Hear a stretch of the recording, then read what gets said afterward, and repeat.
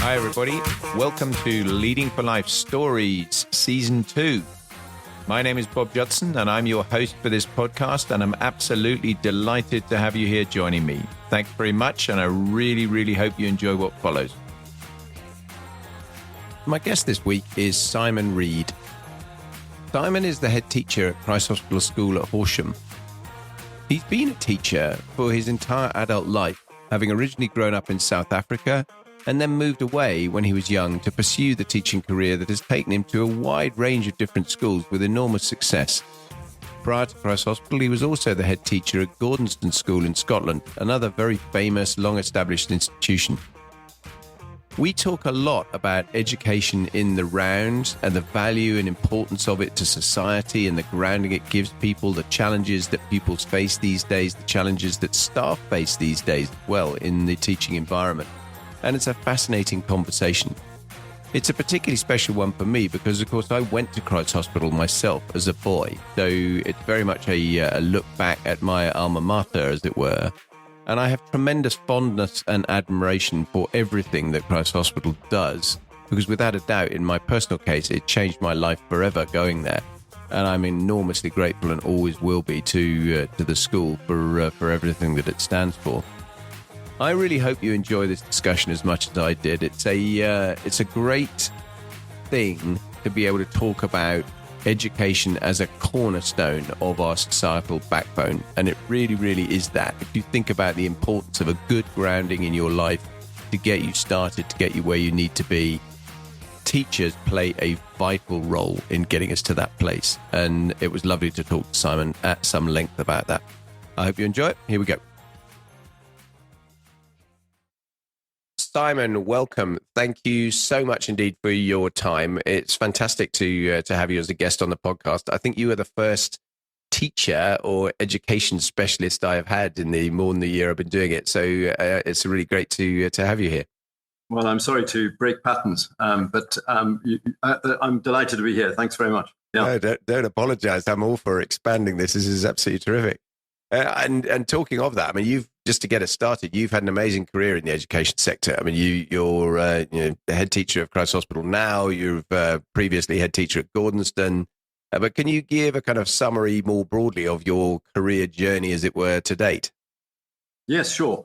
For the first 23 years of my life, I was born and brought up in South Africa. I went to school in Johannesburg, then moved to a school in Natal, and then went to university in Cape Town and then to University of Witwatersrand. So I graduated there with a Bachelor of Arts and a higher diploma in education, which was the standard South African educational qualification. Indeed, you needed that in order to have a career as a teacher in South Africa. And it actually was well known, well recognized in Britain.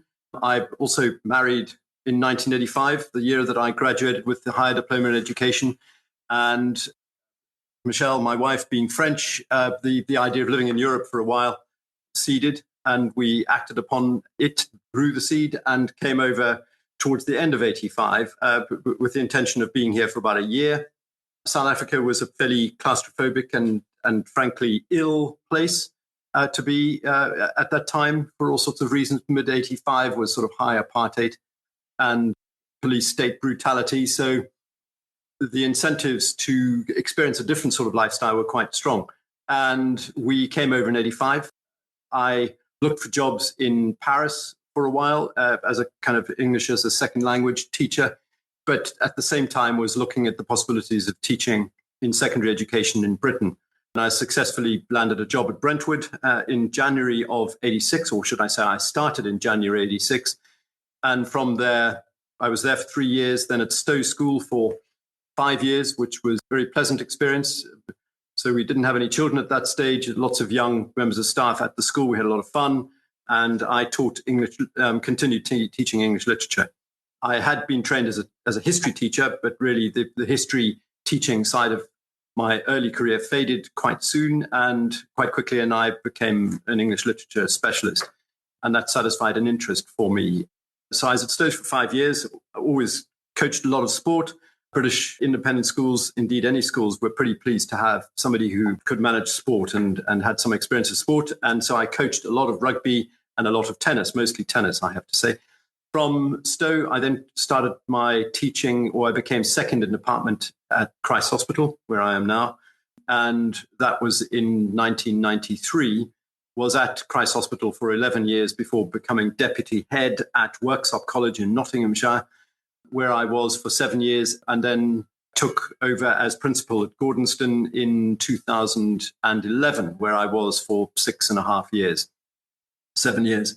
And then at the time of taking up the Gordonstoun position, I was obviously very pleased. It's a lovely school, and I don't just mean because it's got royal connections. It's a really impressive idea, which we can perhaps talk about later. But I did say to the governors then, when they asked, "What's your plan for the future?" Well, I said, "Well, it's to probably stay at Gordonstoun because it's a good school to have ended up at." But I did say there was one school I might apply for if the headship opportunity ever came up, and Christ Hospital was it, and because I knew it well. And that coincided, I think, with Christ Hospital probably wanting to have a new head who didn't have to learn some fairly complicated ropes, I think, culturally and historically.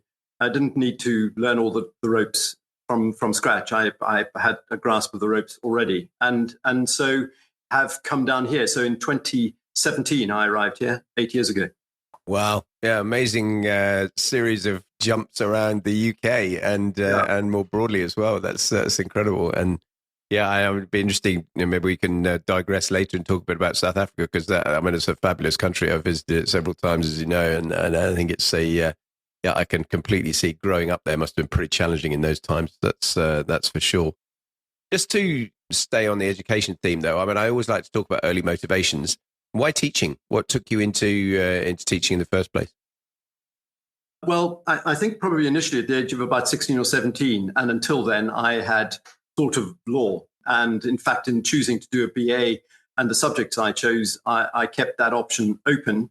But I suppose I wasn't sufficiently sure to not keep my options open. And I'm not sure, there wasn't a sort of Damascene moment where I thought, okay, I've seen the light.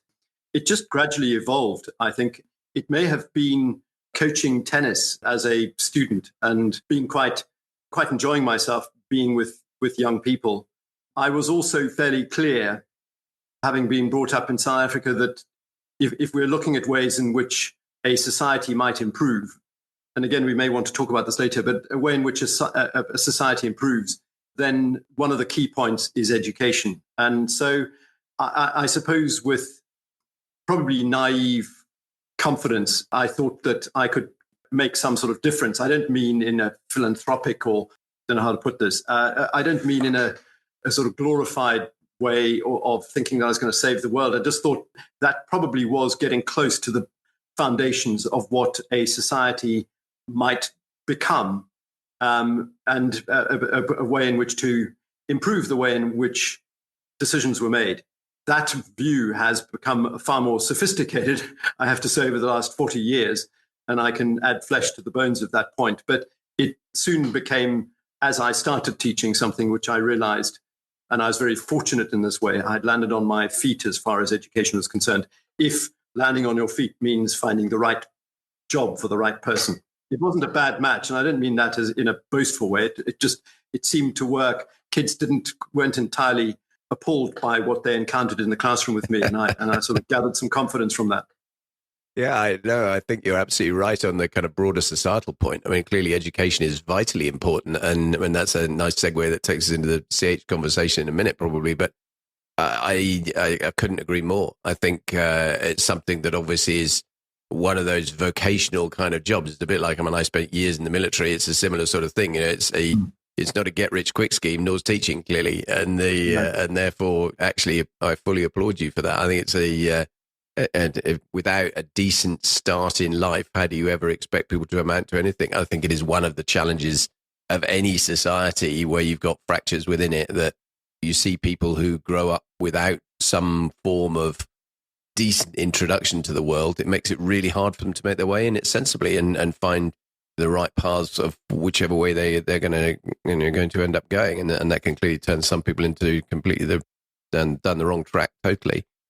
and with that in mind, I mean, CH, Christ Hospital as a school. I mean, I was there as a boy, obviously, well before you got there. Not so long. Well, yeah, a fair while, still a fair while.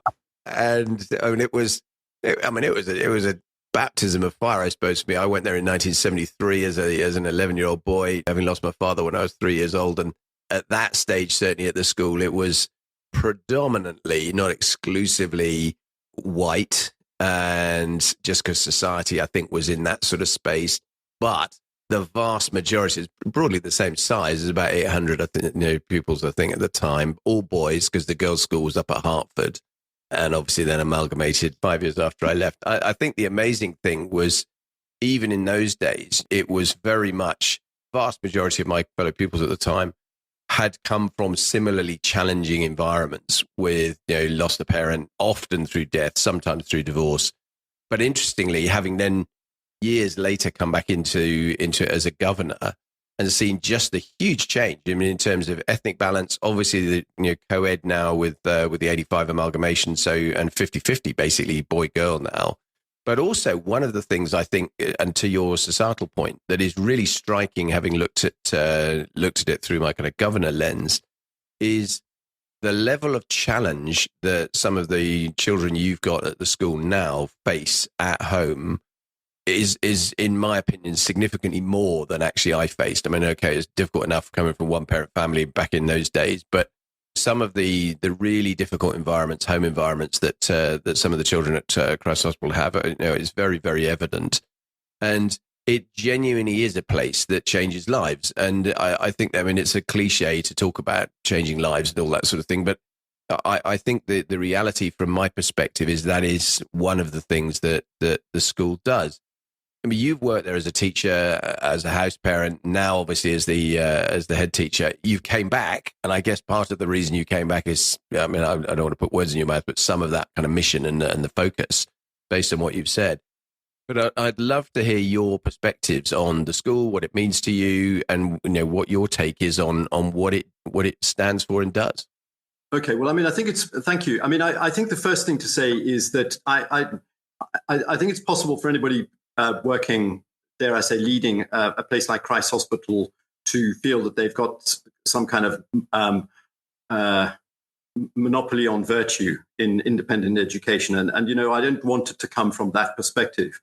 And it's possible in answering that question, it's possible to come across as if this is the way all education should be done, given the freedoms of independence, but at the same time as historic and ongoing commitment to need in society. It's possible to come across as being this is what education should be. I'm not saying that, but let me just tell you, let me just indicate a little about what I think it does, which is to take people who are on a very rough score, reasonably well off as far as intellectual potential or scholarly potential is concerned, whose backgrounds, for all sorts of reasons which are entirely understandable, and because all societies have families and children in these positions or in this position, gives them an opportunity to be transformed. And I don't mean make them or put our students in a position where they think differently, except if thinking differently means they understand that they have a chance.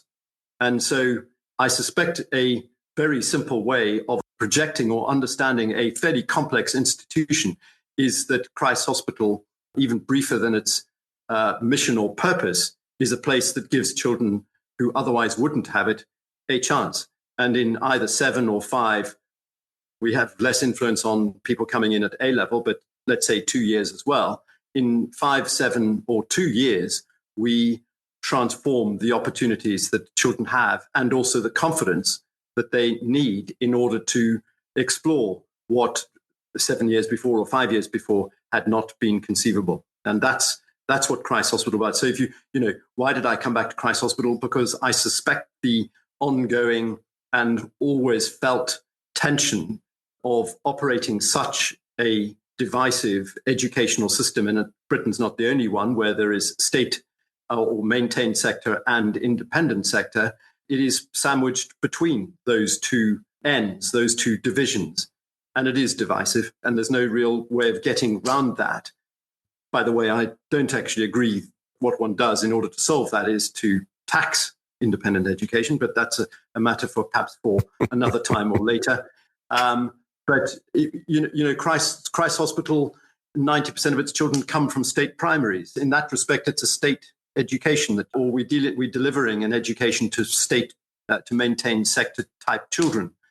If type is the right word, I suspect it isn't. It's sandwiched between the independent sector and the maintained sector. That's a hugely enviable, if complex, landscape in which to operate. Yeah, no, that's a great answer. I mean, I think, again, one of the interesting perspectives, and I was lucky enough to have Michael Manelli, obviously current Lord Mayor of London, on the podcast just recently, and he's very proud of his links, having been a former almoner of the school, and obviously as Lord Mayor, still very connected because of the school's city connections. It feels to me that there's often this view that independent school equals wealthy and privileged. And of course, CH is an independent school, but it is firmly not in that space, with a massive amount of bursary provision for the pupil population. It was really striking. I think it was the Sunday Times last year had a thing in there that I think Christ Hospital had 21 million in bursaries, versus the next nearest competitor was 7 or something. So extraordinary level of provision. And certainly if I can only look at my own case in that sense. I mean, my mother and my father, having died very young, she didn't have a great deal of money at all and wouldn't have been able to pay for me to go to private school ordinarily. And she didn't pay a thing for my entire education at Christ Hospital. And I am 100% clear that my entire life, in terms of where I went into the Air Force and the success I had in the Air Force and everything I've gone on and done subsequent to that, is heavily shaped by what I got from the school.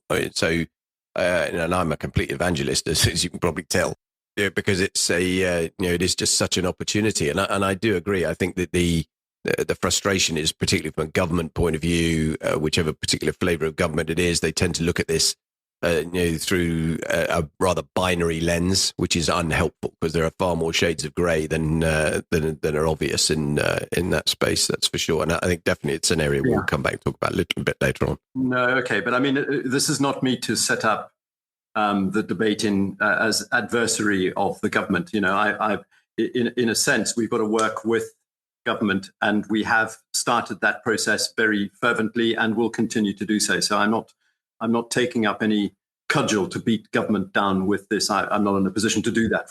I wasn't suggesting that, really. I think it's hilarious when we're talking about education. A large part of this is about education, I think, because I think it's, from a political space, if you have never been there, you have no idea what a school like Cross Hospital does. And I mean, they're clearly not unique. There are other places that do similar, very, very important things in the education space as well.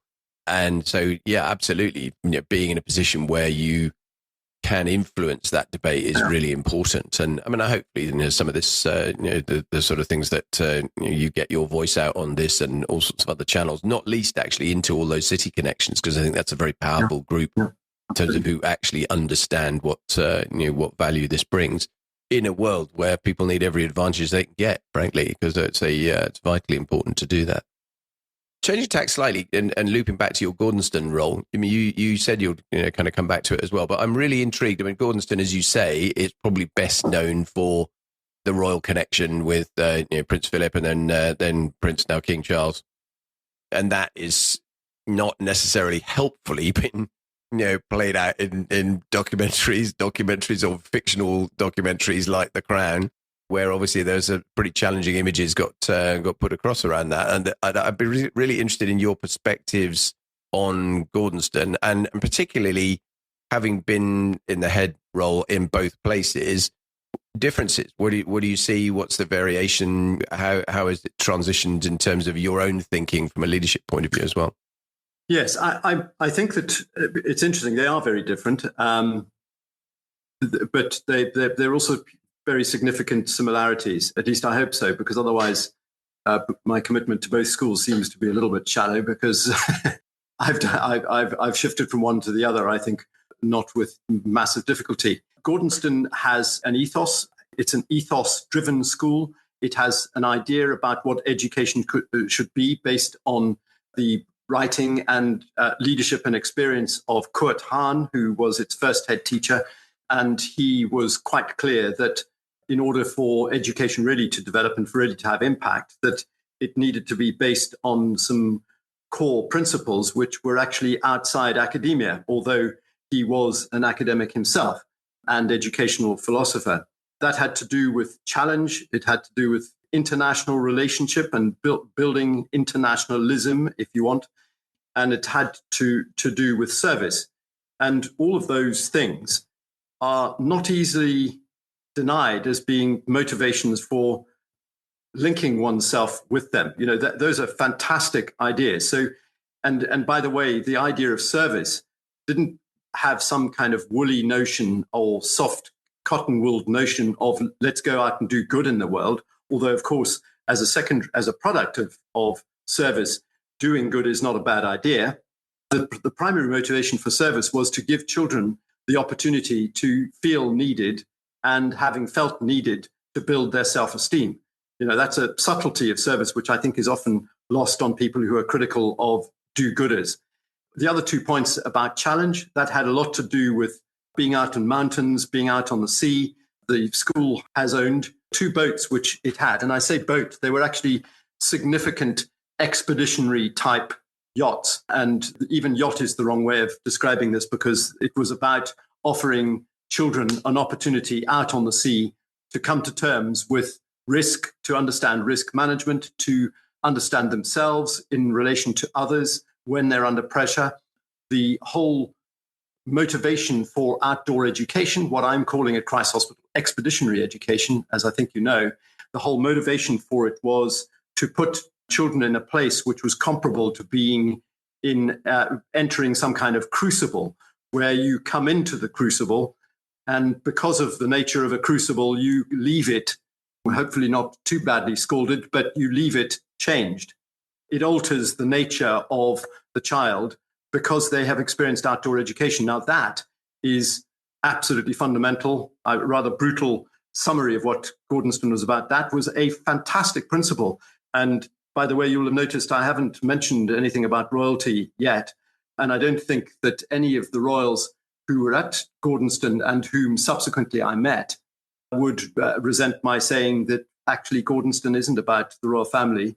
It's well known because of that and has probably benefited in some way from it. But really, Gordonstoun is a brilliant idea.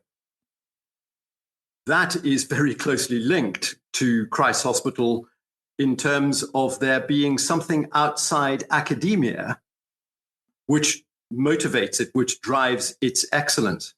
And I think we're getting into territory here now, which is really interesting, because we are all worldwide, wherever you travel, everybody is entirely committed to their children getting the grades. And that's fantastic.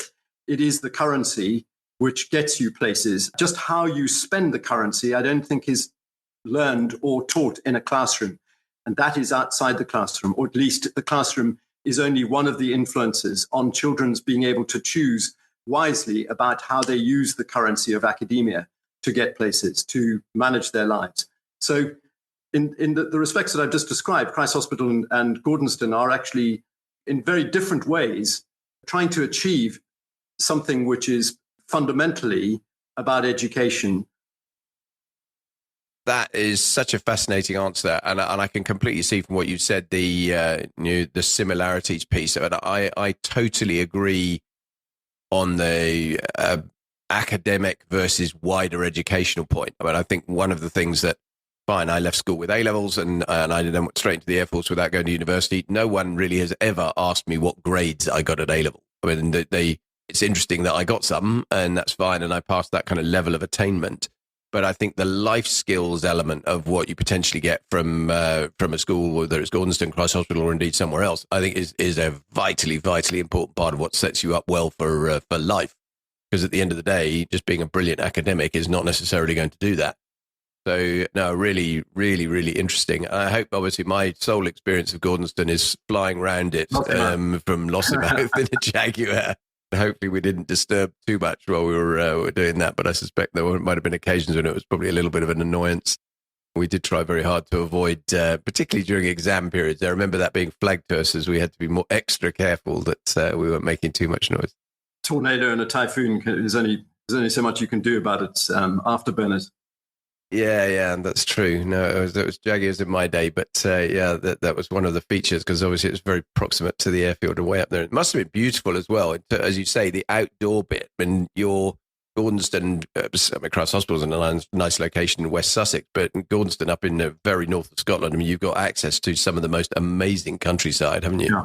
Murray was not being in Murray, coming down to here, much as I love West Sussex. Was a place we missed hugely. It was a big disadvantage in moving south, but there are lots of benefits. Yeah, and not least in communication. I can remember when I first went up to Lossiemouth in the 80s, you got to the Welcome to Scotland sign heading north and you were halfway to Lossiemouth, having driven from Sussex in the southeast of England. It was a crazy geography. It was a very, very long journey.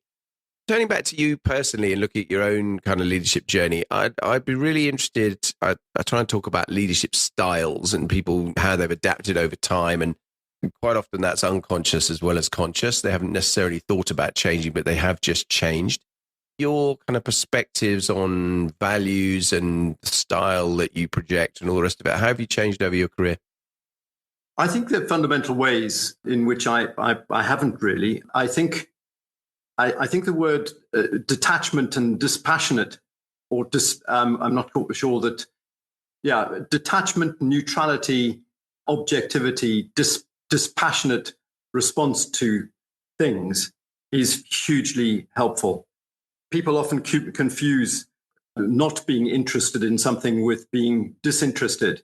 I'm definitely disinterested in all the matters that I have to deal with as a head, as a leader.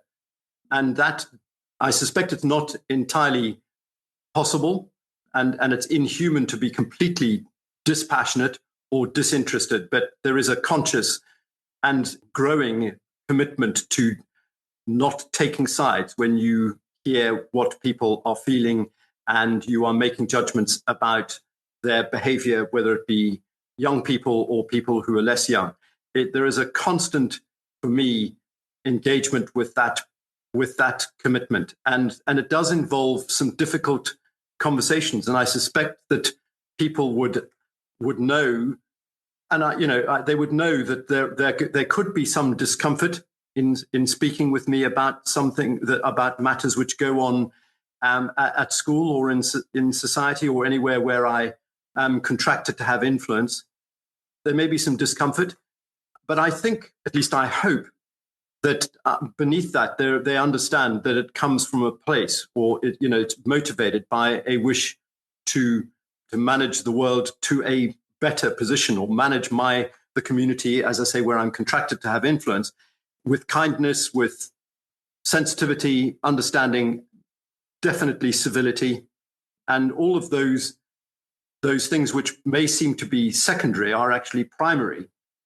And also that even though it is uncomfortable possibly to speak about some of the things which you have to deal with as a head or as a teacher, actually the person who has responsibility for making a final judgment is doing so for the long-term aim of making sure that the outcome does come from something which is, or a position of neutrality, objectivity, as I say, disinterest.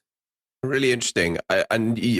You, from a leadership point of view as well, interesting. You're managing far more stakeholder groups than many people do in different organizations. I mean, you've obviously got, you've got the kind of bit that most people would recognize. You've got a board, if you like, in terms of the governors and and you've clearly got your own staff that are in the school, but you've got obviously all the pupils.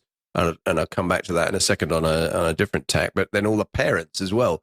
So, I mean, the sort of diverse, different stakeholder groups who all come at this with a different agenda quite often.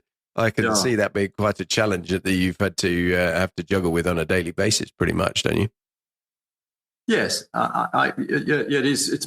It's massively multi-layered. Being a head of any institution, I suspect Christ Hospital does have more layers than other schools. It's complex, and because of the children that come to the school, because they benefit so significantly from it, without sounding presumptuous, I think that their connection with the school after they have left is far more powerful, far more, they invest in it far more.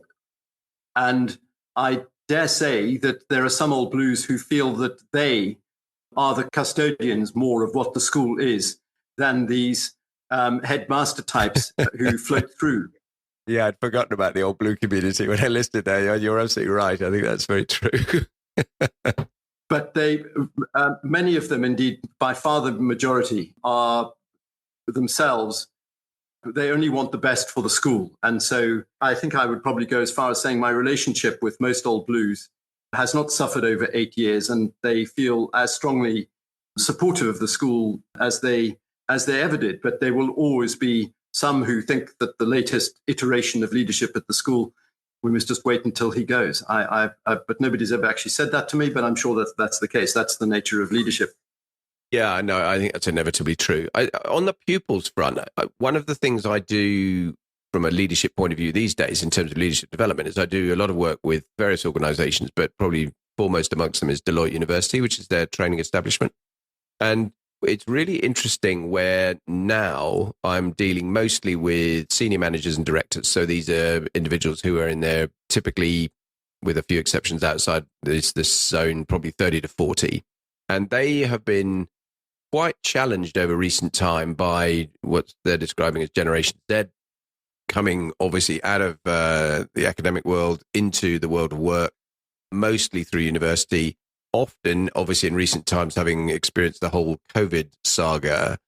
I'd just be interested in your reflections on how much difference you've seen in terms of the kind of value set, I suppose, that young people have when they're leaving education, and their expectations and their kind of approach to life. Because the perspective in the workplace is certainly not entirely negative, but it's certainly a challenge. They've found it difficult to really relate to and engage with people in the way that they would have just done, if you like, on the treadmill that was in the past. You know, you would, this is what you did. You went into, you were in the office all the time and you did your job and you worked up your way up the promotion ladder. And that's now quite different. And you're seeing the kind of, or you're part of the production process of pushing people out into that world. And just be interested in your reflections on what you're seeing and how that's changed for youngsters today. Yes, I think it's very interesting. I think it cuts both ways, the impact of COVID, because it was such a fundamental challenge to society at every level that nobody was left untouched by it, obviously. I've talked about this cutting both ways. So on the one hand, I think that what it did was to force people away from their habits, force people out of the ruts that they may have been in all sorts of fundamental ways which made them really challenge or really feel challenged as they followed their career paths or followed the way in which they had always behaved. It, as I think that you've hinted at, there were things that were undone that they would never thought could possibly be undone or changed or questioned. And I think that when I talk about it cutting both ways, I think that that is a massive invigoration for society, because new ways had to be found and found quickly, primarily at a survival level, but ultimately as a way of developing society in a better way. And I mean, that's an enormously uplifting thing. So I think that probably the people that did best out of COVID, and, you know, let's not make it sound as if it's some kind of wonderful tool for change, because people really suffered and many people died. So, you know, that needs to be acknowledged. But if one talks about COVID and its impact, it wasn't just bad. It was a catalyst for change, or at least a catalyst for thinking about whether the old way of operating and the old way of thinking, whether those ways were the only ways of thinking. And I can't see that as a as a disadvantage. Old assumptions were at least wobbly, if not brought down, and or seen for what they were really worth. And I think that that's hugely valuable. The other way it cuts, of course, is to say that and it is probably a generation, although we're probably talking about 5 years worth at schools, really battled to understand how they should relate to others, because they didn't have the opportunity over an extended period to relate to others. Of course, the upside of that was that the world suddenly recognized, literally, one day they were going to school and I could go into work. The next day, I was not in work and my children had to be educated at home. So in that sense, but the big upside of that, of course, was that people suddenly just recognized what teachers meant. Yeah. No. And whoa, hello, teachers have to deal with my child times 20 in a class, or at many schools times 30. Ooh, okay, that needs to be remembered the next time we're thinking about education and teachers. I've had that conversation with a number of my friends who are parents who I think have a whole newfound respect for teachers on the back of that for exactly that reason. I think it's a really interesting reflection on, as you say, on which way, both ways that it cuts there. Because it does seem to me that some of the youngsters I deal with, and again, back in that Deloitte construct more than anything else, I mean, they're very values driven in a way that probably, certainly I don't think I was. When they are now challenging companies about, if your value set doesn't match my value set, I'm not necessarily going to want to work for you. And now whether that survives economic imperatives and so on longer term, I think will be an interesting test. And it is interesting that some organizations took a much firmer line to returning to the office than others and so on. So, and I don't think there's been any vast differential between retention and those sorts of things either. So, it's going to be interesting to see the way it plays out. But it certainly has shaped a generation in a completely different way, I think. Looking at the other end of that leadership spectrum, I mentioned that I was the governor, obviously, on the council of Christ Hospital for 8 years, and much of that overlapped with your time. I was there a bit with your predecessor, but then a lot of your time as well. I'd just be interested in your view of the kind of non-executive value add, if you like, to not least to a school, but just generally in terms of your role as a leader, what you get from the body that brings you all that kind of external advice, and how much, if you like, is because some of the time, I'm sure, a bit like you mentioned with the old blues community of pupils, some of it must feel a bit irritating occasionally. Where, yeah, actually, we're running the school. You stay out of our stuff, and we'll just get on with it. Whereas I think, obviously, the council in particular, I mean, and particularly at CH, because they all have the kind of right motivations to do that job. It is sometimes challenging to get fully under the skin of what are some of the challenges you're facing, and provide you with the value you want. I'd just be really interested in your take on all of that. I think the only people in governance generally that I've found frustrating, irritating maybe too strong, are those that were not engaged and when we're really not concerned to get under the skin, or in that situation. And the people who did try and get under the skin, in other words, really understand, are the ones that I think my relationship was strongest with. Look, governance is a really important structure for precisely that, governing. It needs to make sure that it has the overview, that the executive provides as much of the information as possible. And when I think that relationship breaks down, it is because the one side, executive, is not presenting it has created a relationship in which information is not flowing freely. So that governance detachment distance is actually really important and valuable. The line drawn between governance and operation is the threat to something else, which I think is really useful, is that it's my role to make sure that without completely dominating governance or governors' lives, council members in the case of Christ Hospital, I benefit from their expertise. And the expertise may simply be not a specific expertise which they've developed in their lives, but simply by virtue of their being relative outsiders. And that perspective is hugely valuable for a person who spends quite a lot of time in the shrubbery or in the weeds of their job. And so to come away from that and observe it from the perspective of somebody who is not ever in the shrubbery or weeds, although I'm the person who obviously filters how much of the weeds in the shrubbery is seen by the governors, that perspective detachment is absolutely vital. Yeah, really interesting. I think the only time in which early on at Christ Hospital, I think that there were some of the governance that were, I think, wary about the way in which I managed the relationship had to do with my not seeming to value that. I always have, but I think you are particularly vulnerable at the beginning of a headship, and perhaps the beginning of any role where you are CEO or head. You are vulnerable right in the beginning because you don't know people and they don't know you.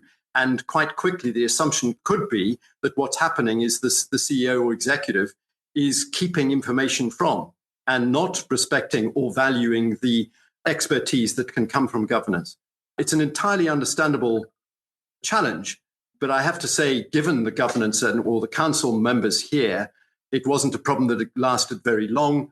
And I think subsequently, I have come to really understand the value they bring, both as experts and also as people whose perspectives are completely removed from the day-to-day matters that I have to deal with. Hugely valuable. That's a great point. It's actually, it's similar to the one you were making a minute ago about seeing out someone's time if you don't like what they're doing. I think it's the same at the beginning, obviously, where, you have to build that relationship. I think it's a very powerful point for lots of people in leadership positions generally that, you need to feel your way in. You need to, the people that are working directly for you, the people that are more peripheral in terms of all the wider stakeholder groups. I'm talking at the moment actually on some of the personal podcasts I do about my role as station commander at Coningsby, where it's very much like that. There's a whole bunch of different stakeholders on and off the base, and definitely finding your way to getting the right value from them, making sure they felt that you cared about them and you had the right level of input to them was hugely, hugely important.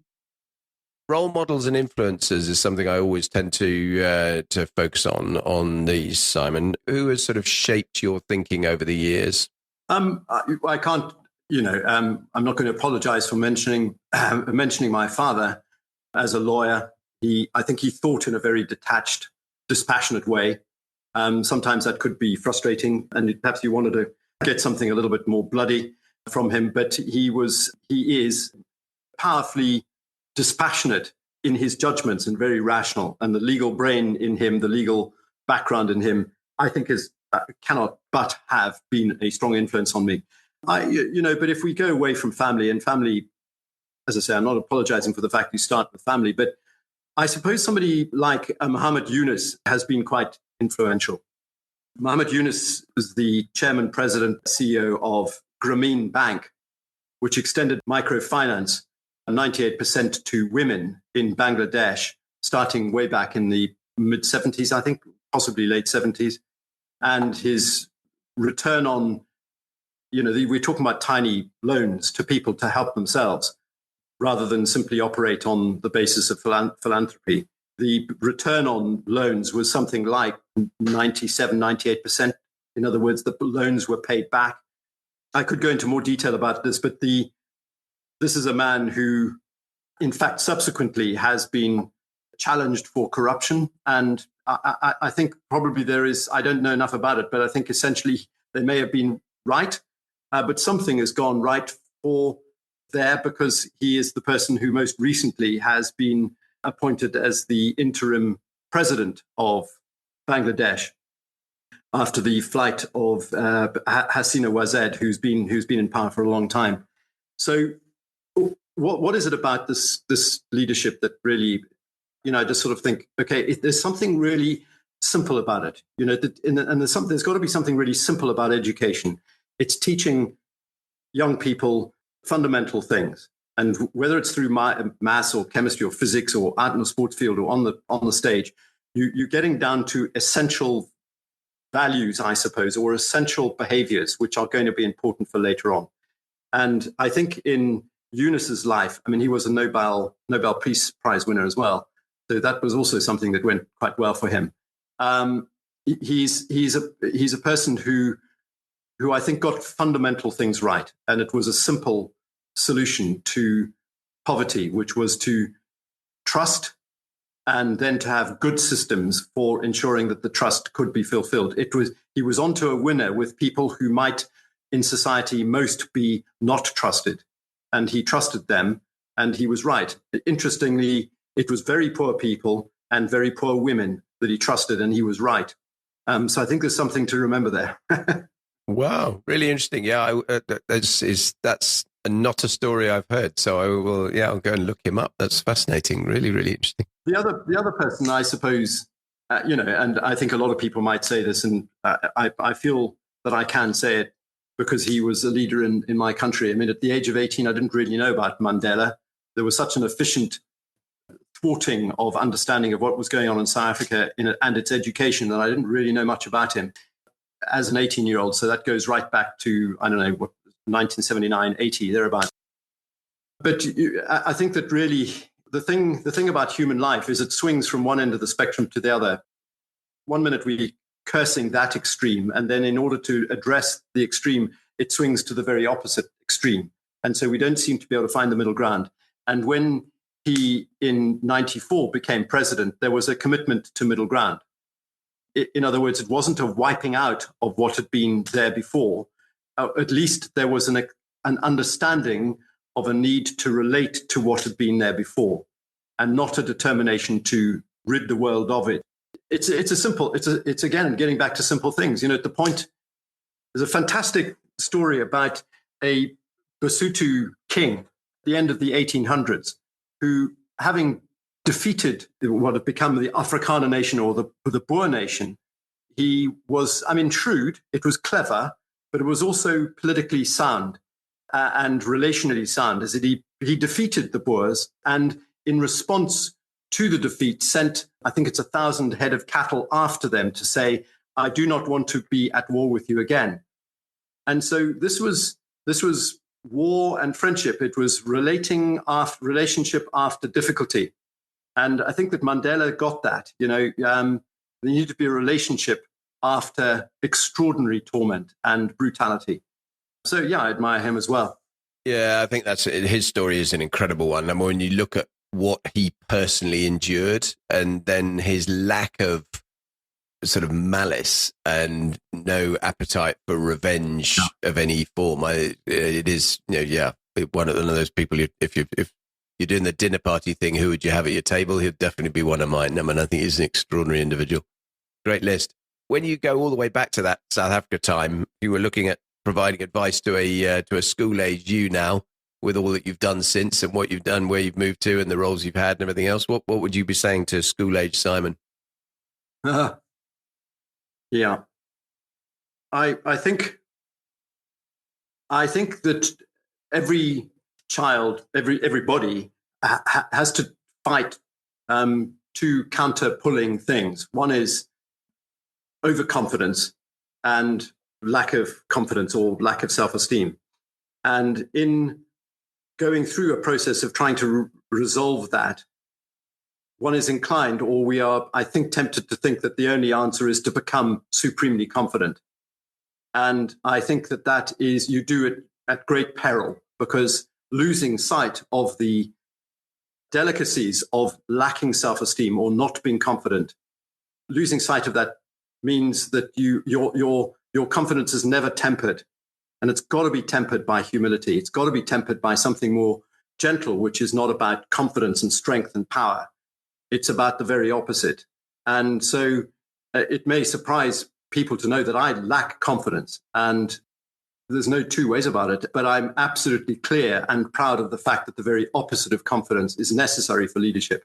And that is a constant looking over your shoulder or constant awareness of how not to dominate or think that in some way, because of your position, your leadership, your confidence, you've got some kind of monopoly on sense or decisiveness or virtue.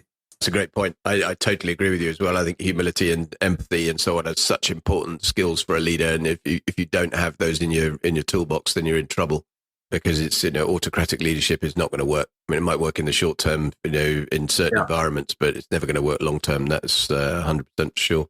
But interestingly, every adolescent has to deal with that. And at the point at which they're saying, I wish I had more confidence. I wish I had more confidence.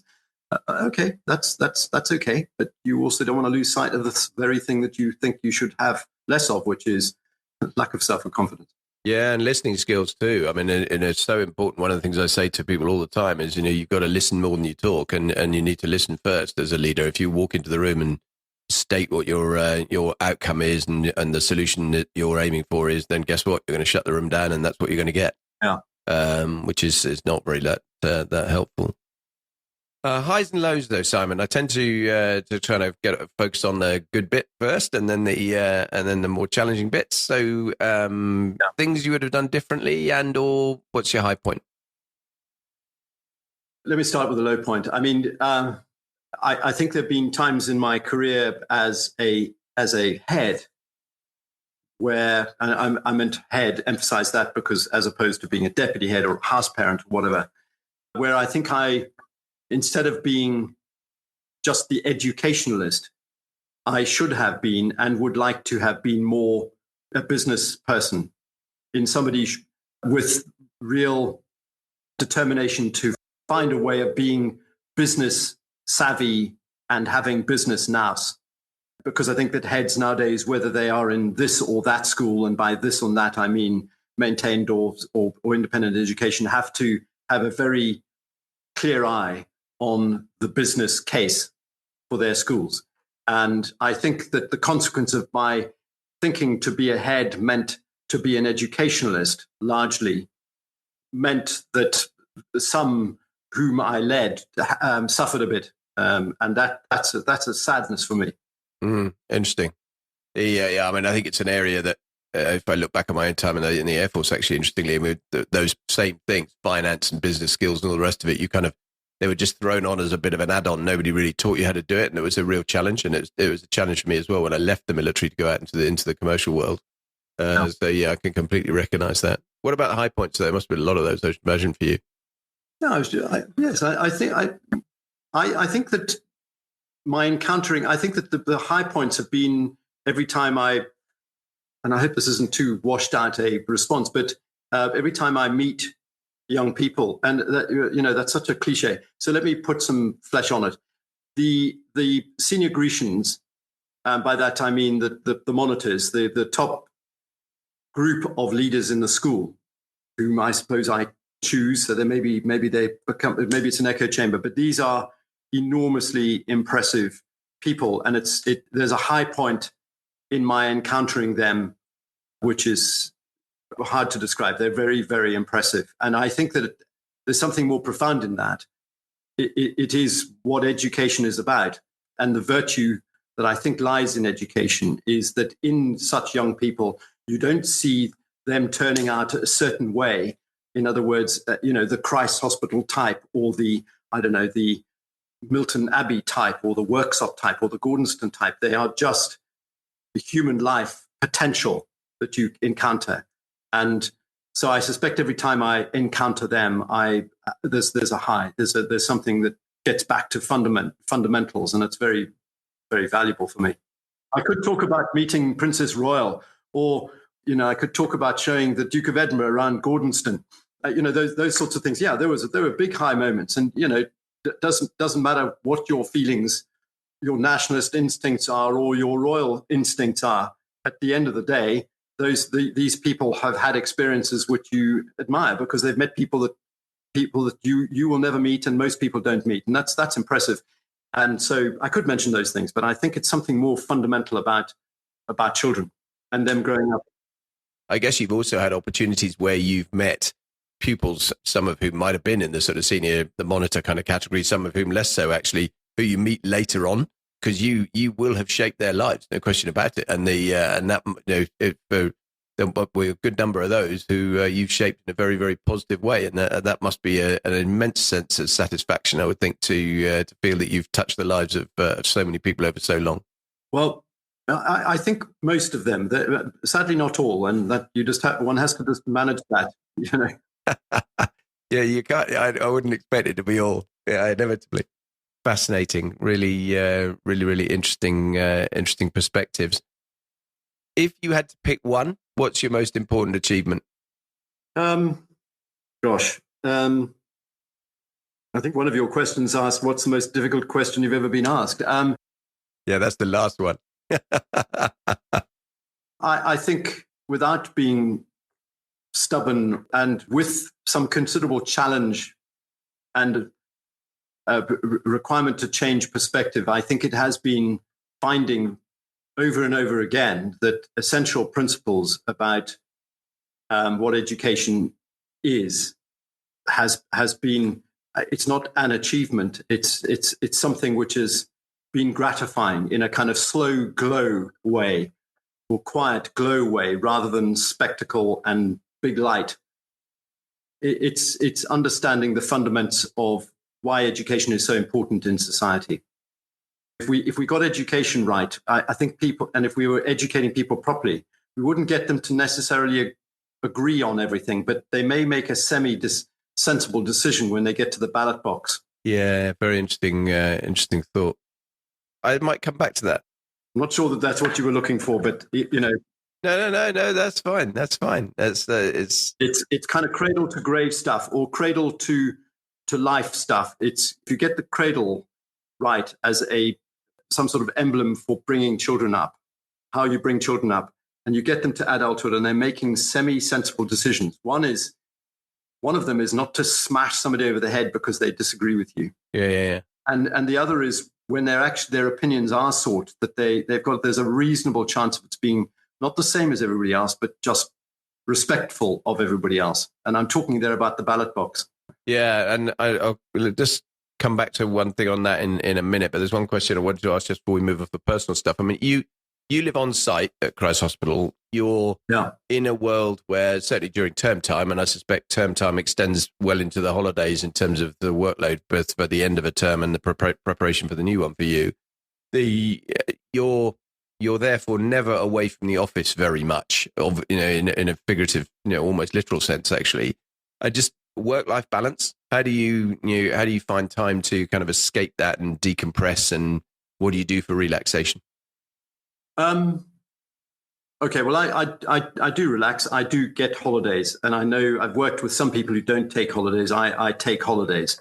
I mean, my email is never off. My phone is always contactable. So in that sense, I suppose I'm never off.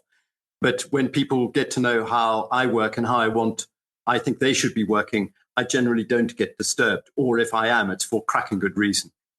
And so I do take my holidays. But I fear in answering this question, I might say something about which my partner and wife may fundamentally disagree. And suppose I think I better say honestly that I'm not sure I'm very good at the life-work balance thing. It could be the reason why I'm deciding to stop, because there's much to make up with my family in having had 15 or 20 years or whatever it is in educational leadership. I think I owe them one. So I think the quick answer to your question is about how do you manage work-life balance badly. Yeah, I think you're in good company. There's many of us who would say the same thing. It's not an easy thing to do, but it's a great answer. Thanks. Before we kind of conclude, I've said there's two big topics I think it'd be worth just a brief comment on. One is education, and we touched on this as we've gone through, and without kind of taking that back up that cudgel to beat the government, that's not the intention of this at all. But we live in a world where it is changing for sure. I mean, there's pressure on the independent sector, not least discussions around VAT on school fees in the UK, and also more broadly than that, boarding schools. People's looking at, do they want to send their children away to boarding school? What kind of education do they want them to have? Artificial intelligence, what difference that's going to make? Digital provision, all the kind of digital native thing that you'll be seeing and putting across to pupils. What are your kind of perspectives on education in the broader sense as it goes forward? Where do you see cast the net forward, I suppose, 10, 15, 20 years? Do you think they're going to be big muscle movements, or do you think it'll actually be not fundamentally different?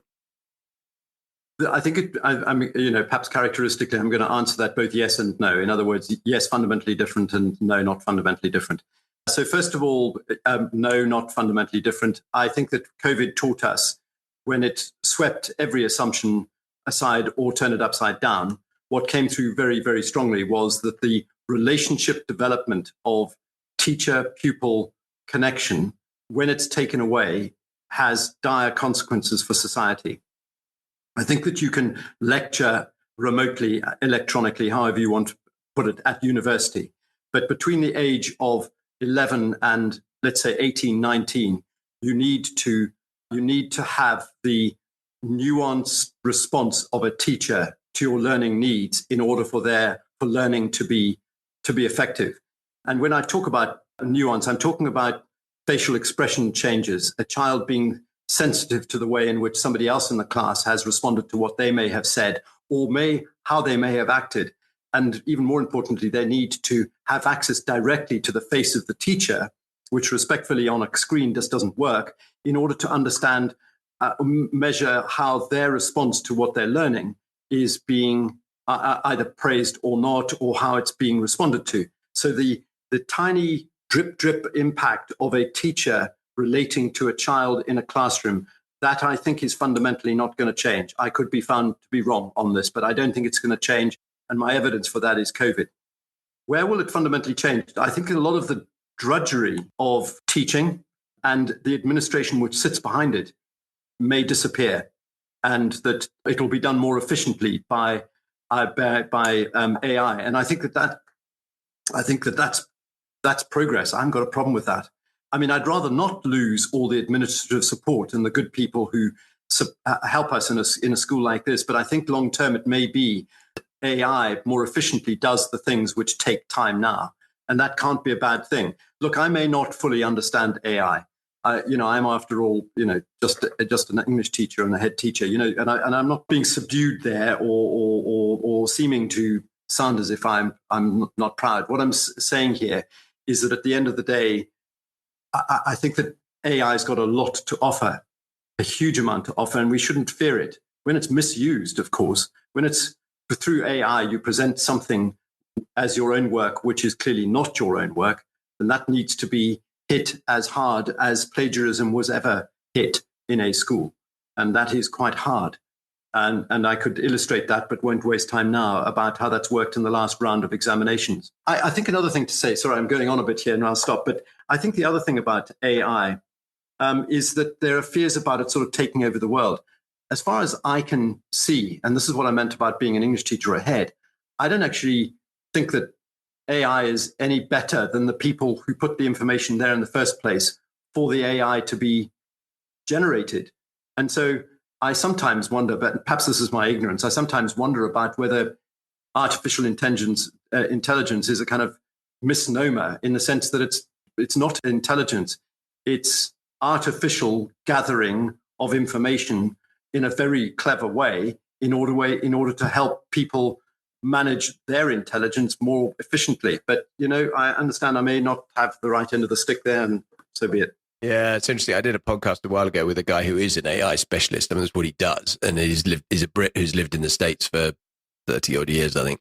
And he is pretty clear that it's a fundamental change to society as a whole. I mean, I was saying, okay, we've had the mobile phone, we've had the internet and those sorts of things. What sort of scale are we on here? He said, no. It's like electricity. It's not, it's much bigger than that.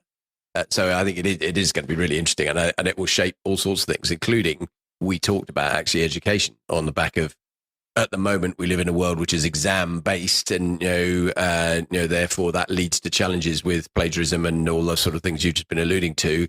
Maybe not least on the back of what you said earlier on, there are other things around the way you educate people that you change the nature of the way that's done, so you assess things slightly differently, and you can, you still get the same result, but with a different kind of set of products along the way. Well, we started the Lent term in 2020 thinking one thing about the way life operated, and 3 or 4 months later, we were operating in a completely different way. So if I'm wrong about AI and its limitations and its potential, we'll adjust. And I suspect I'm not the first person to say that education is partly about teaching children to understand flexibility. Yeah, 100%. And live flexibly. So that's fine. That's okay too. I'd stick with my point about teachers. I don't think teachers are going to suddenly get taken over. No. I agree with that. And I think that human fate, you made some really great points in there about, human contact. And I mean, having worked a lot online myself, I mean, I think I totally agree that, yes, it works to a point, but actually team building, team dynamics, actually just social interaction, emotional intelligence, all those kind of things, it is vital that you do have that face to face. So you cannot replicate all of that by talking online. It's just not possible. So no, I 100% agree with you. I mean, and arguably, who knows? I mean, maybe one of the things that the kind of changing world will result in is more freedom to do some of that stuff in a different kind of context. So that might be a good outcome from it as well. Hopefully, society will head in the right kind of direction. And talking of societies heading in a direction, you can judge whether it's the right or wrong one. Just a word on South Africa. We touched on it earlier on, but interesting times. Obviously, election earlier this year. You must watch with a keen eye as to your former homeland. What do you think? What's your prognosis now from when you left it to where it's heading? I wouldn't say it's gloomy. I think that many people in South Africa are very gloomy about the future. Corruption is not something easily. It takes generations to come away from corruption. And if that sounds like a loose observation about the ANC government, the ANC government effectively has found itself in the same position that the nationalist government found before that. It's a different type of corruption going on, but nevertheless corruption. So South Africa has been facing challenge for generations, for hundreds of years, and will continue to do so. But I think the thing about, to make a broad observation about human life is at the point at which you think that everything is about to be lost, there is probably something to regenerate hope. And the exact reverse can happen, where you think that everything is absolutely fine. There is a missile up and aimed at the situation you're judging. And so it's not, these are not easy to judge. It's not easy to judge. I think there's a huge amount which would inform gloom and underpin gloom in South Africa at the moment. But people, I don't, but people live there and they can't live without hope. And I think that the last elections, for all their imperfections, produced something which wasn't as bad by any stretch of the imagination what it might have been. So I think that in the end, South Africa is a place of exquisite and extraordinary potential and beauty, but penetrating sadness as well. Yeah, no, that's fair. I loved it when we were there, most recently last year, and I share all of that. I think there's plenty of challenges, but equally some room for some optimism in it for sure. You mentioned it already that I always ask this question, but what's the most difficult question you've ever been asked? I've been asked it quite a lot, actually, yeah, and I think it's was leaving South Africa the right thing to do? I'm not sure I've got the answer to that. And just because by certain standards, I suspect people would say there's been a reasonable success in my career. That sounds presumptuous, but no, not when you've been a head teacher of two major schools. No, I don't think it does. No, sure, but I think you understand what I'm saying. Is that I don't presume I could have been a disaster in both headships. It hasn't been a complete disaster. So in that sense, I suppose you look at that and you say, well, that's fantastic. But should I have left South Africa? Was that the right thing to do? I think I doubt myself enough to know that a firm answer to that question is probably not, has eluded me for decades and probably always will. But the other one is probably a sort of lighter touch, is sitting in the deputy mayor's home of a commune in southwest France, in a rural spot in southwest France, who's a friend of ours, and being asked the beginning of the evening, which actually was centered on watching the quarterfinals of the World Cup rugby, France versus South Africa, who I was going to support that evening. He did have his great grandfather's blunderbuss aimed at my left temple at the time, so it was an amusing and great moment of indecision. Yeah, well, we know the outcome, so that was it was great to see South Africa win. I have to say, it's fantastic. It was a great evening, which ended up with all of us rather silent, including me. That's a brilliant end. Simon, you've been fantastically generous with your time and with your comments as well. It's been really, really interesting, very illuminating conversation. I'm very, very grateful to you. Thank you very much. Not at all. That's a pleasure. Thank you, Bob. No, all the best. Take care.